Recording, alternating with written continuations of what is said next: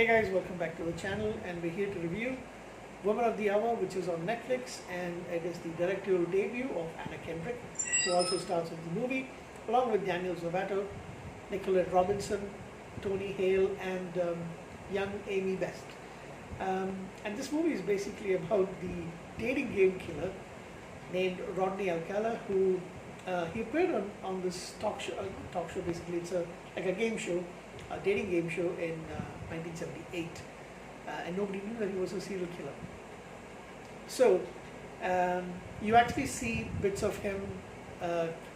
Scenes where he's actually killing women. 1977 in Wyoming, he kills this woman after taking her pictures.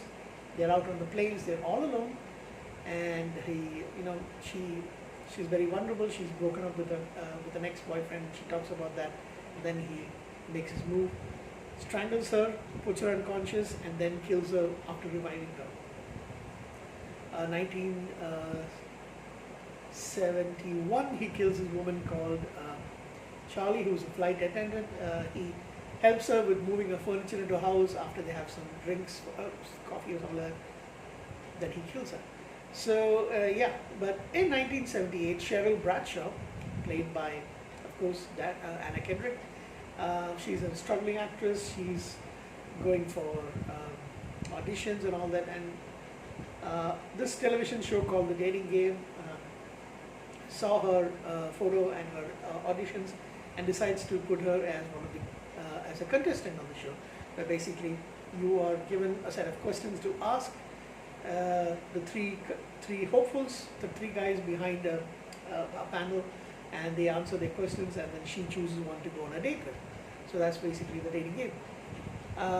So thinking that her appearance could actually help her, she goes on this show, and she picks up Rodney. Yeah, he actually wins, and then he scares her much later.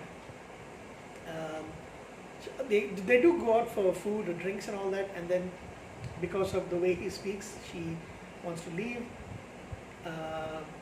and then when they go out, he kind of like stalks her in the night. He does go to her, but then because some people are coming out of the studio, he can't do anything, so he leaves her, and then she gets into cars and goes away. Also, there's the member of the audience. There is this woman named Laura, and her boyfriend and her boyfriend's parents are there also to be part of the audience, and then she recognizes Rodney as a man that was with her friend Allison when they were having a party in the beach. They both hid it out, and then the next day Allison was found dead. So she goes out, and she's like really shaken up, and then she goes to meet later she goes to the security guard and asks to see the producer, but he thinks she's a nutcase, and then he just leads her to go and see the janitor instead. So yeah, that doesn't work out. And finally, the winning contest was to go to this place called Carmel, I believe it's in California, for a date, but then she decides not to go along with it.